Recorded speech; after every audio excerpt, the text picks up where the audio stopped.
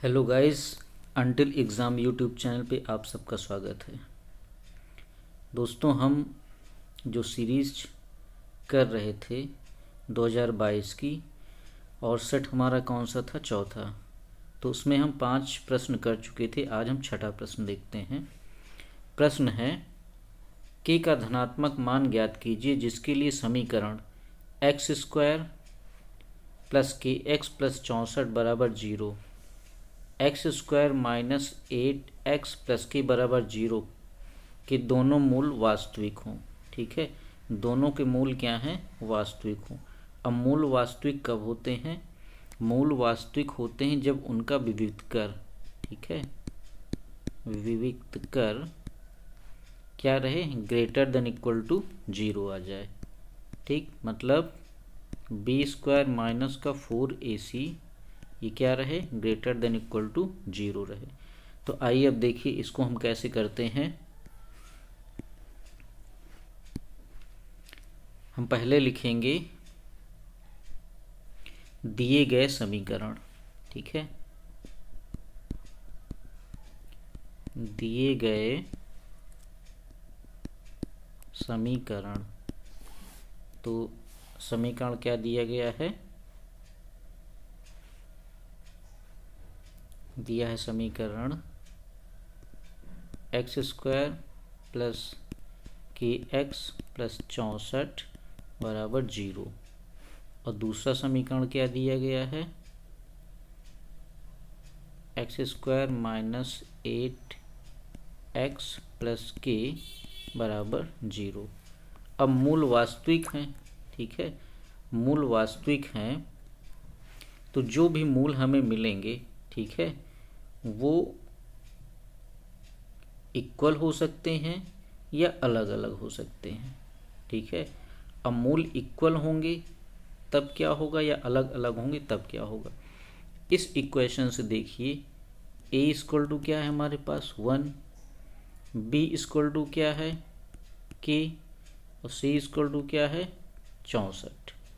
ठीक, तो अगर इसको हम समीकरण 1 डाल दें तो समीकरण 1 से, ठीक, हम विविधकर निकालते हैं। बी स्क्वायर माइनस 4ac बराबर कितना आ जाएगा?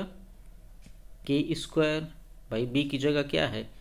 के है, तो के स्क्वायर माइनस का 4, ठीक, और ए की जगह क्या है हमारा? 1, सी की जगह 64। अब ये कितना होना चाहिए? Greater than equal to 0। तो यहाँ से देखिए, अगर हम वर्ग कर दें तो हो जाएगा के स्क्वायर माइनस का 4 into 64 greater than equal to 0, या ये हो जाएगा K square greater than equal to, बताइए, इसका गुणा कर दीजिए, 4 चौक 16, ठीक है, और 4 छंग 24, 24 और 1 25, 256। ठीक,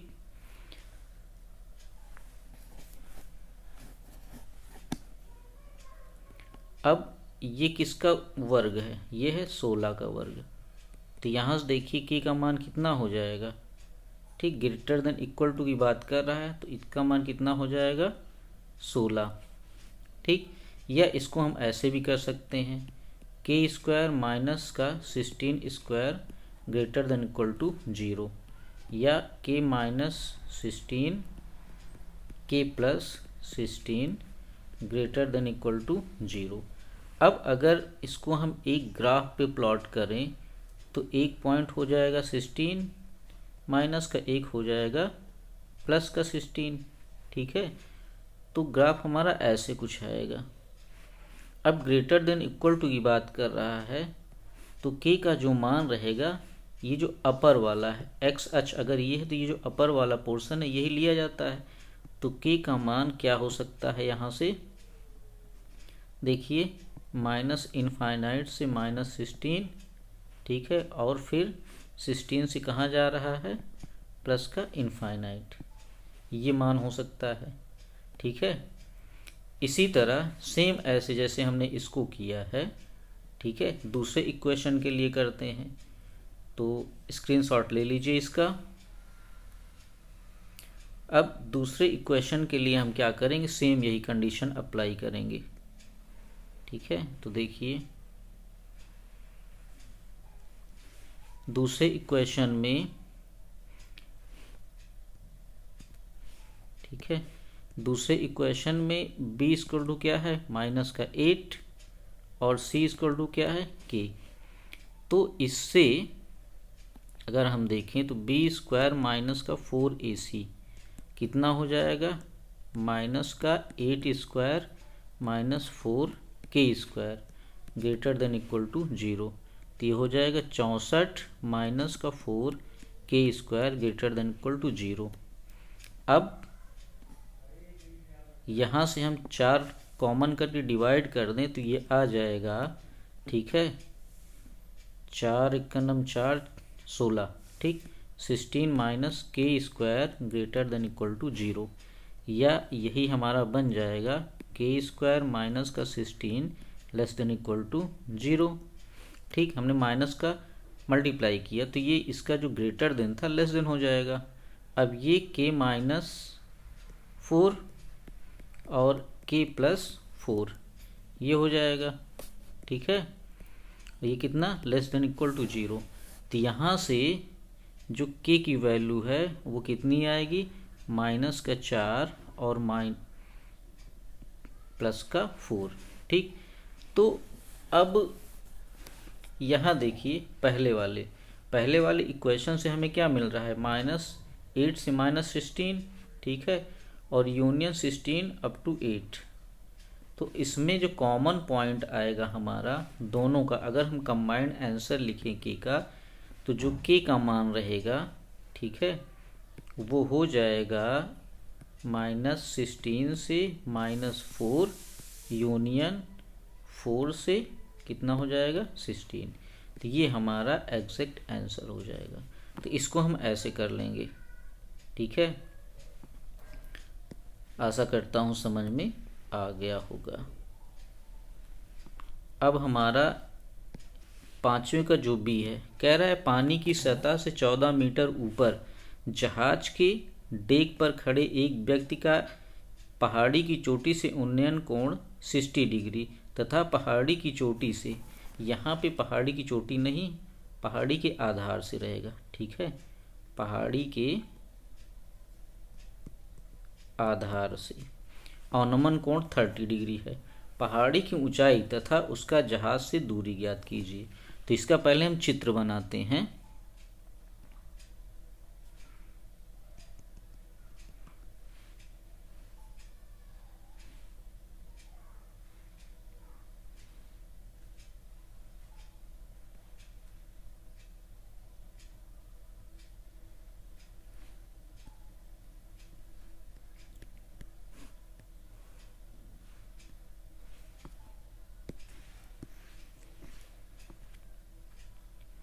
देखिए ये हमारा क्या है, पानी की सतह है। ठीक है, यहीं से एक क्या है, पहाड़ी है ये, ठीक, ए बी। अब सतह से, ठीक, कितने, 14 मीटर एक जहाज है, जहाज से पहाड़ी के सिरे का उन्नयन कोण 60 डिग्री है। ठीक, और पहाड़ी के आधार का जो अवनमन कोण है वो है 30 डिग्री। अब हमें अगर ये ए हो, ये बी हो, ये सी, ये डी और ये ई, तो हमें क्या क्या निकालना है, हमें निकालना है बी डी, ठीक, और हमें क्या निकालना है, ए बी, ये निकालना है। तो अब अगर ईडी हमारा 14 है तो किसके बराबर होगा, बीसी के बराबर होगा। अब अगर हम त्रिभुज BCE की बात करें, BCE में, तो tan 30 डिग्री क्या हो जाएगा हमारा, BC अपॉन में, ठीक, लंब बटे आधार होता है EC। ठीक है, और EC है क्या, ये BD है, BC अपॉन में BD। और 1030 होता कितना है बताइए, 1/√3। BC दिया है, ठीक है, BC हमारा कितना है 14 सेंटीमीटर, ठीक, BC हमारा है 14 सेंटीमीटर, अपॉन में हमें BD ये निकालना है। तो BD बराबर कितना आ जाएगा, तिर्यक गुणा कर लेंगे तो आ जाएगा 14√3, ठीक है। तो ये तो आ गया हमारा चौड़ाई, ठीक, जहाज की और पहाड़ी के बीच की दूरी आ गया 14√3 सेंटीमीटर। अब BD इतना आ गया तो हमारा EC कितना आएगा, EC भी तो यही होगा 14√3। अब हम त्रिभुज ACE में देखते हैं, तो इसमें tan 60 डिग्री अगर अप्लाई करें तो क्या हो जाएगा, AC अपॉन में EC। AC हमारा क्या है निकालना है, और EC हमारा कितना है 14√3। tan 60 कितना होता है √3, AC अपॉन में 14√3। तो यहाँ से AC कितना आ जाएगा 14 × 3, ये हो जाएगा 42, ठीक है। इस तरह हमारा AC कितना आ जाएगा 42 आ जाएगा। अब हमें क्या निकालना है, पहाड़ी की ऊंचाई, पहाड़ी की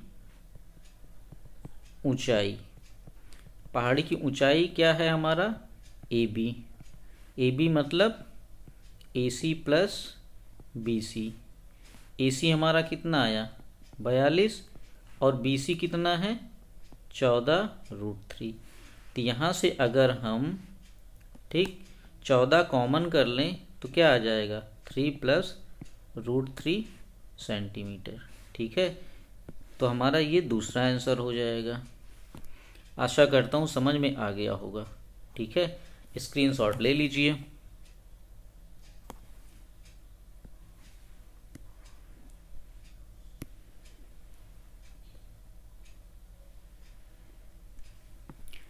अब हमारा अगला प्रश्न है, इसमें कह रहा है एक ठोस खिलौना, ठीक है, एक ठोस खिलौना एक अर्धगोले के आकार का है, ठीक है। इस शंख की ऊंचाई 2 सेंटीमीटर और आधार का व्यास 4 सेंटीमीटर है। इस खिलौने का आयतन ज्ञात कीजिए। तो पहले खिलौना हम बनाते हैं। कह रहा है खिलौना कुछ इस टाइप का है, ऊपरी सिरा जो है वो शंख की तरह है और निचले सिरा अर्धगोले की तरह, ठीक।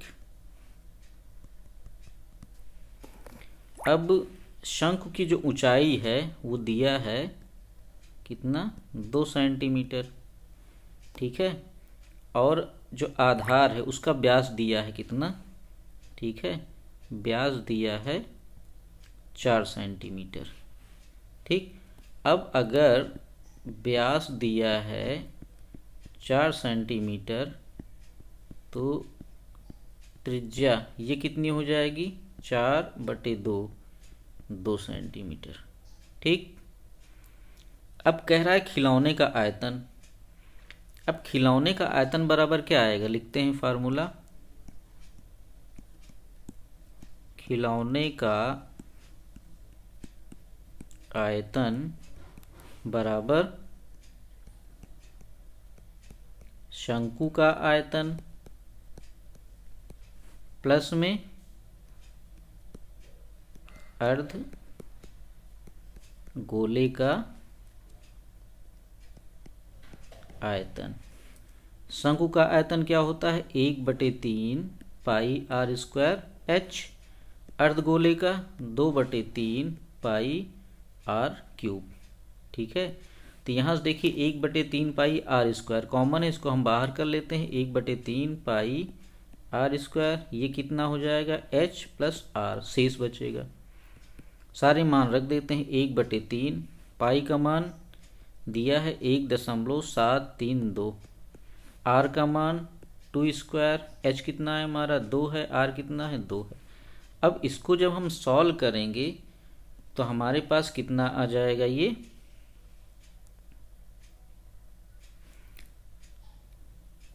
देखिए यहाँ पे 2 भी रहेगा, ठीक, तो ये हमारा हो जाएगा 4। इसको जब हम सॉल्व करेंगे तो आ जाएगा हमारा 25.12 सेंटीमीटर स्क्वायर, ठीक। तो ये तो हो गया खिलौने का आयतन। ये क्या हो गया, ये खिलौने का आयतन आ गया।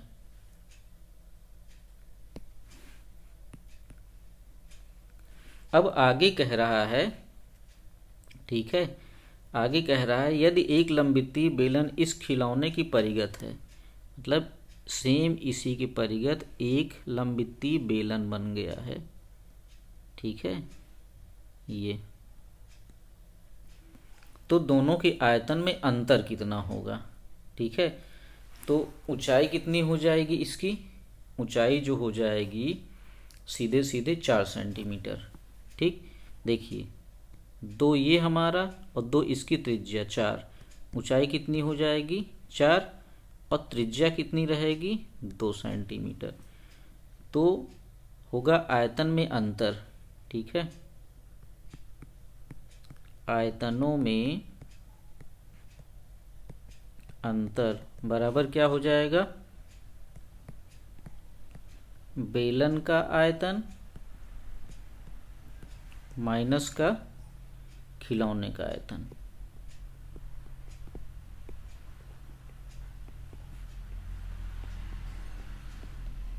ठीक। तो बेलन का आयतन क्या होता है, पाई आर स्क्वायर एच, खिलौने का आयतन हम निकाल चुके हैं 25.12, ठीक है। पाई का मान रखिए 3.1732, आर का मान कितना हो जाएगा 2 स्क्वायर और एच का मान कितना हो जाएगा 4 माइनस 25.12। अब इसको जब हम सॉल्व करेंगे तो ये आ जाएगा हमारा कितना,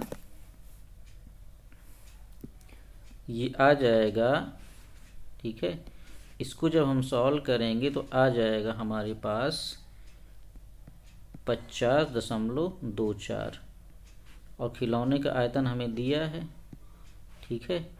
तो कितना आ जाएगा, सीधे सीधे 25.12 सेंटीमीटर क्यूब, ठीक। ये क्यूब में रहेगा आयतन है। तो इसको हम इस तरह करेंगे, आशा करता हूँ समझ में आ गया होगा। अब स्क्रीनशॉट ले लीजिए, फिर आगे चलते हैं।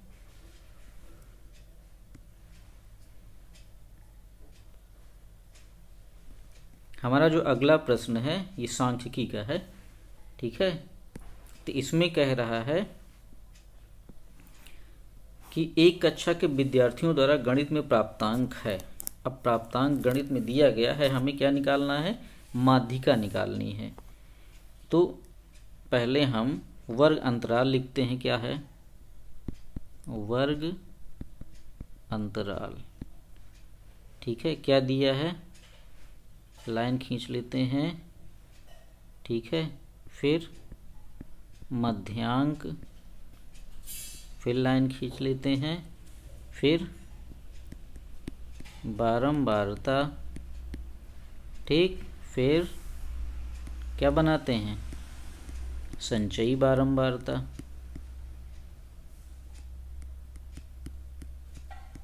इतने चीज़ों पे हम काम करते हैं, ठीक है।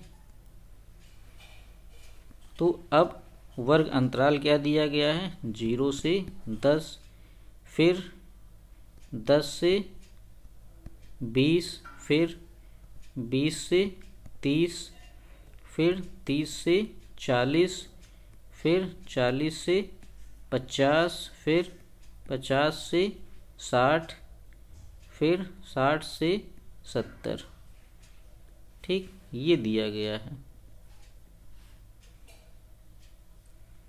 ठीक है। मध्यांक क्या है हमारा, ये 5 आ जाएगा, फिर 15, फिर 25, फिर बताइए, लेकिन इसमें हमें मध्यांक निकालने की ज़रूरत ही नहीं पड़ेगी, ठीक है, इसमें हमें मध्यांक निकालने की ज़रूरत नहीं है। तो बारंबारता हमारी कितनी है, देखिए बारंबारता हमारा जो दिया गया है 2, 10, 12, 15, 13, 8 और 4। ठीक, ये दिया गया है 2, 10, 12, 15, 13, 8, 4। संचयी बारंबारता हमारी क्या हो जाएगी, 2, 10, 2, 12, 12, 12, 24, 24 और 15, 39, 39 और 13, 52, 52 और 8। ठीक, 52 और 8 60, 60 और 4 64।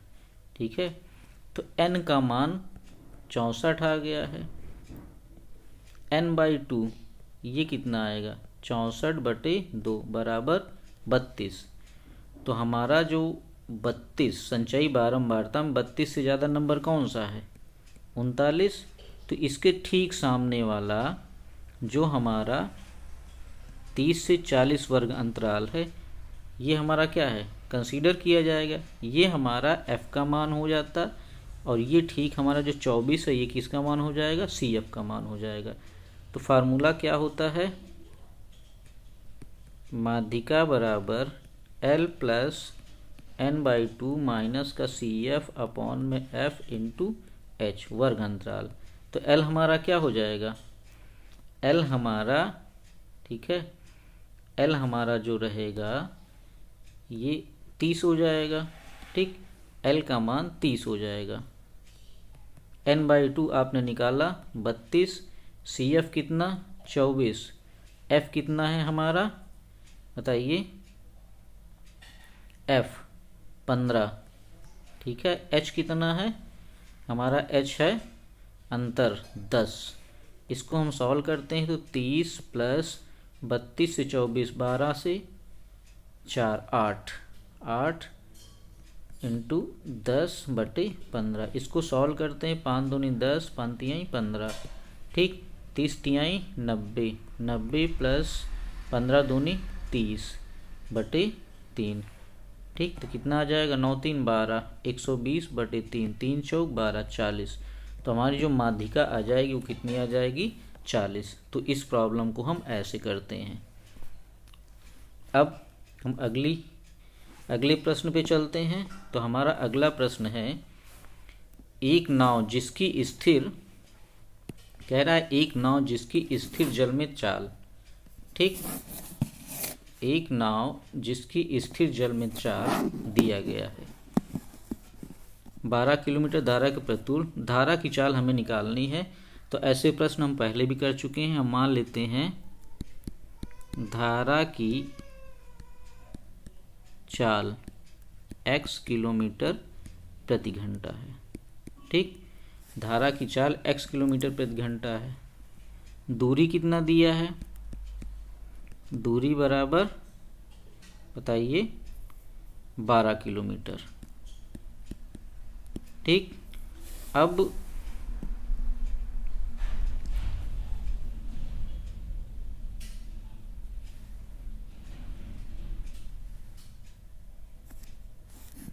नाव की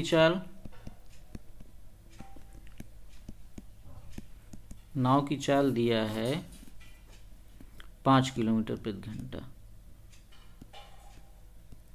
ठीक, तो हम लिखेंगे धारा के अनुकूल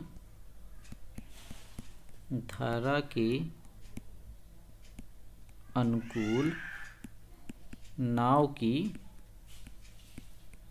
चाल तो कितनी हो जाएगी बताइए, 5 + x धारा के प्रतिकूल नाव की चाल, ये कितनी हो जाएगी 5 - x। ठीक, अब धारा के अनुकूल जाने में लगा समय, तो ये कितना हो जाएगा बताइए, 12 किलोमीटर बटे 4, 5 + x। धारा के प्रतिकूल जाने में लगा समय 12/5 - x। ठीक, अब प्रश्नानुसार क्या कह रहा है? ठीक है, धारा के अनुकूल और धारा के प्रतिकूल जाने में 1 घंटा अधिक समय लगता है। ठीक है, धारा के प्रतिकूल जाने में वहीं धारा के अनुकूल जाने की अपेक्षा 1 घंटा टाइम अधिक लगता है। तो क्या हो जाएगा हमारा 12/5 + x माइनस का 12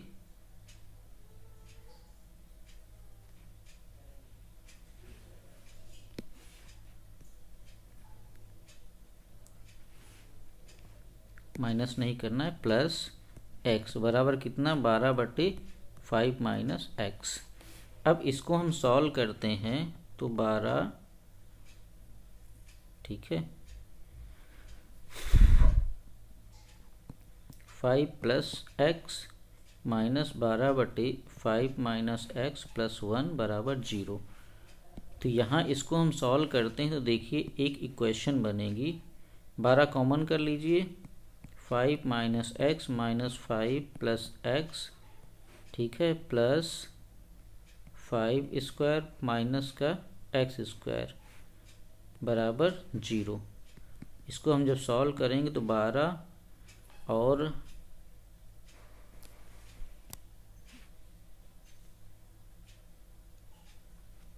ये माइनस रहेगा। ठीक है, तो हमारे पास आ जाएगा माइनस का 2x, क्यों, ये और ये कैंसिल हो जाएगा। ठीक, प्लस 5² माइनस का x² बराबर 0। तो आ जाएगा हमारे पास माइनस का 24x + 25 माइनस x² बराबर 0। इसको हम सॉल्व करते हैं तो हो जाएगा x² + 24x माइनस का 25 बराबर 0। तो x प्लस का 25 और x माइनस का 1 बराबर 0। तो यहाँ से देखिए x² क्या आ जाएगा 1, यही कंसीडर किया जाएगा। तो हमारा जो धारा की चाल होगी वो क्या होगी 1 किलोमीटर प्रति घंटा। ठीक, धारा की चाल ये हो जाएगी 1 किलोमीटर प्रति घंटा। ठीक है, तो इसको हम ऐसे करते हैं, इससे पहले भी हम बहुत सारी प्रॉब्लम कर चुके हैं ऐसे।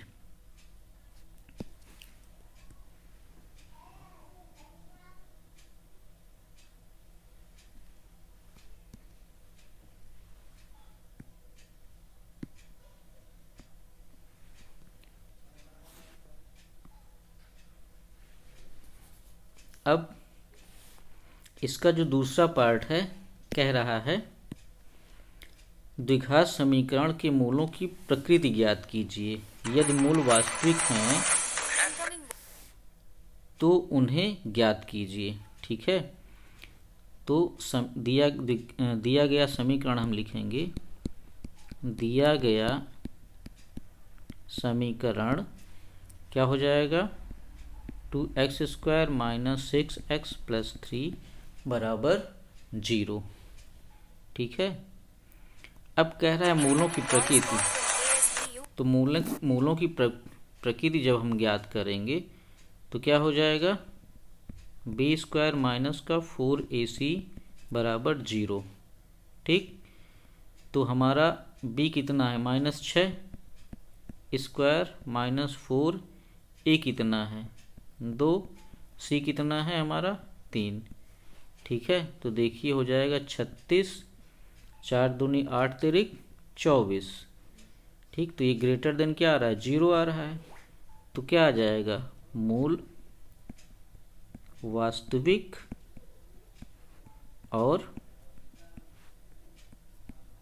अलग अलग होंगे। ठीक, मूल वास्तविक होंगे और अलग अलग होंगे। अब हमें मूल निकालना है, तो 2x² माइनस का 6x प्लस का 3 बराबर 0 है। ठीक, तो 3 दूनी 6 होता है। 2x² माइनस का 2x और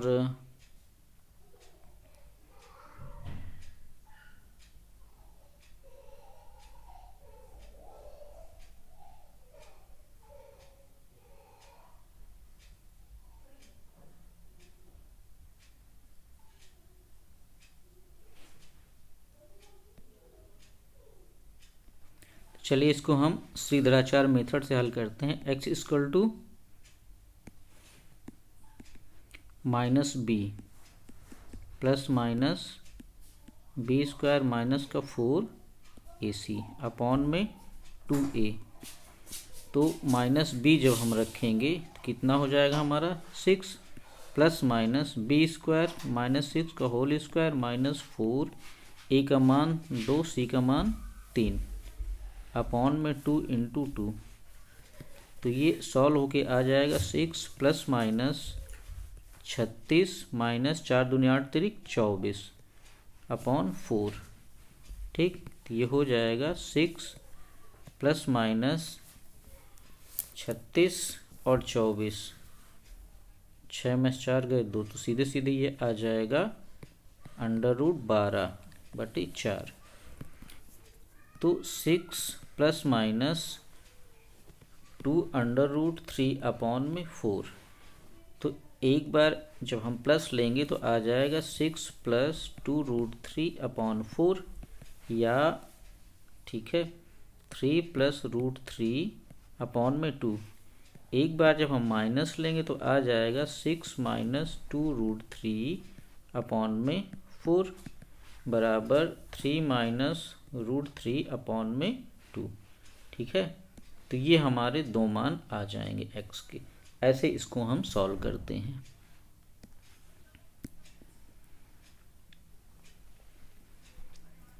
अब हमारा सातवें का जो सेकंड पार्ट है, ठीक है, तो ये एक प्रूविंग है। अब इसको हम कैसे करते हैं, देखिए कह रहा है चित्र में, ठीक, BD परपेंडिकुलर AC। ठीक है, BD कहाँ है, ये AC के ऊपर लंब है। ठीक, मतलब AC ये है, ये AC है और ये हमारा क्या है BD। ठीक, ये हमारा D है, ये B है, ये चीज़ कह रहा है। उसके बाद फिर तो सिद्ध कीजिए, और CE परपेंडिकुलर AB। ठीक है, CE perpendicular AB, CE AB कोई लाइन है, ये इसके ऊपर कौन सा परपेंडिकुलर है, CE। ठीक, ये चीज ऐसा कुछ है सवाल, कह रहा है तो सिद्ध कीजिए त्रिभुज AEC। ठीक है, ये क्या है, समरूप त्रिभुज है। तो देखिए हम इसको कैसे करते हैं, लिखेंगे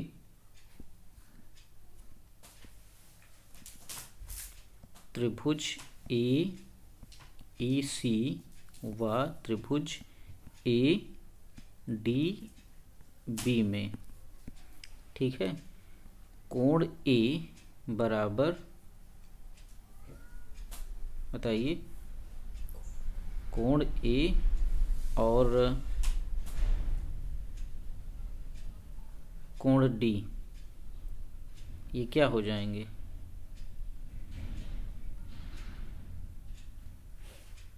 कोण जो हमारा कोण D है और कोण E है ये बराबर होंगे। ठीक, 90 डिग्री के। फिर आगे कोण ADB बराबर हम क्या लिख सकते हैं, कोण ई सी। ठीक,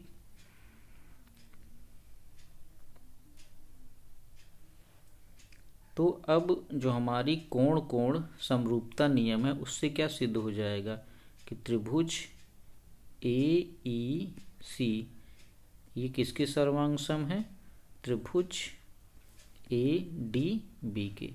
तो बस इसको हमें ऐसे दिखा देना है। ठीक है, अब हम देखते हैं हमारा अगला प्रॉब्लम क्या है। हमारी जो अगली प्रॉब्लम है कह रहा है एक समबाहु त्रिभुज जिसमें ए सी बराबर बी सी यदि ए बी स्क्वायर बराबर 2AC स्क्वायर तो सिद्ध कीजिए कि एक समकोण त्रिभुज है। ठीक, तो हम बना लेते हैं। पहले कह रहा है एक त्रिभुज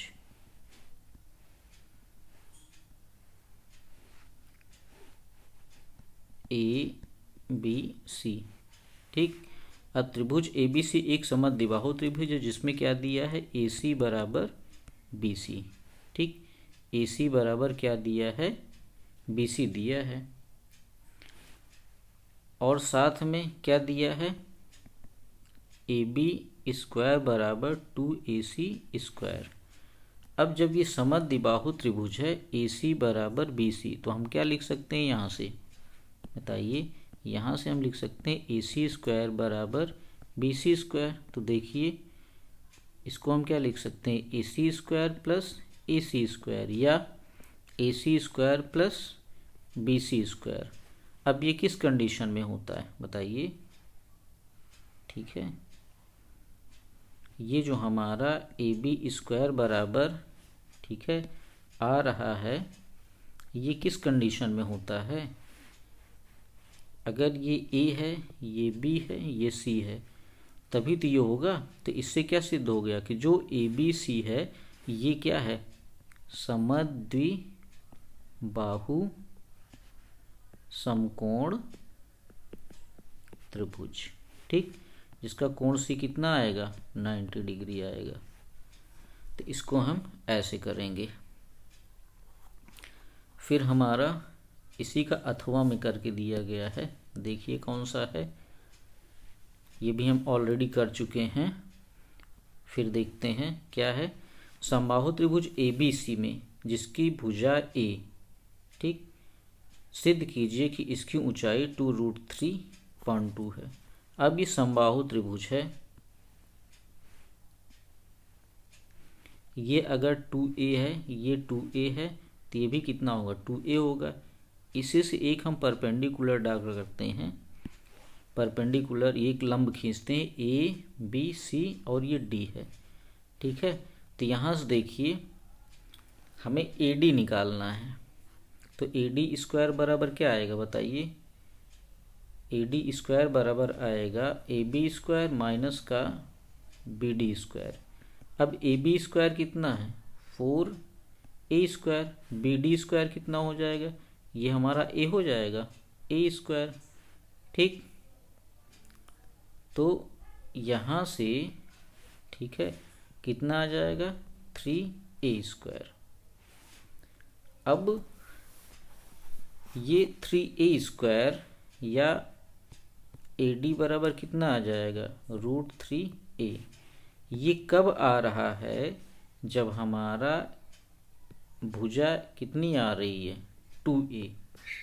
जब हमने भुजा माना है 2A, लेकिन इसमें क्या कह रहा है, भुजा कितनी है, A है। ठीक है, तो भुजा A है तो ये सीधे सीधे कितना हो जाएगा, सॉल्व होके, देखिए फिर से करके दिखा देते हैं।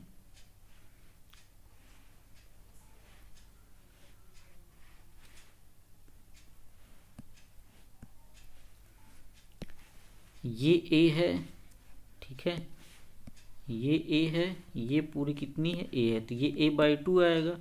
तो इस तरह ये कितना हो जाएगा, A स्क्वायर माइनस का A/2 का स्क्वायर, तो A square minus A square upon 4, तो कितना हो जाएगा, 3A स्क्वायर अपॉन 4। तो AD स्क्वायर बराबर कितना आ जाएगा, √3A अपॉन में 2। तो इसको हम ऐसे कर लेते हैं।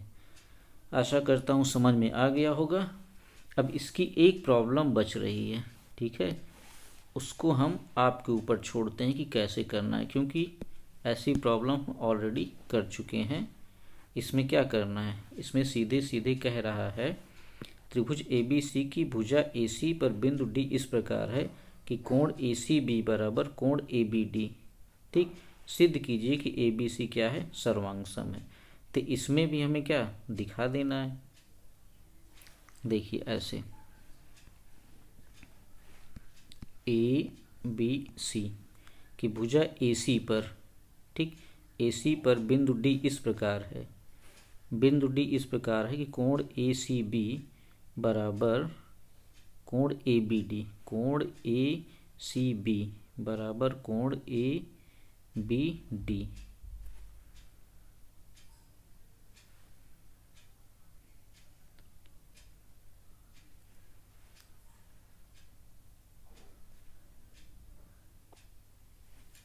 ऐसे कुछ हमारा चित्र बनेगा, ठीक है। कह रहा है कोण ACB बराबर कोण ABD, ठीक, इतना दिया है।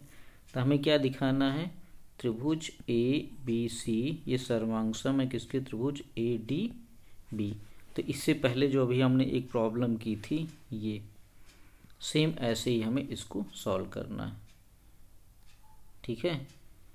तो आज के लिए इतना ही रखते हैं, बहुत बहुत धन्यवाद।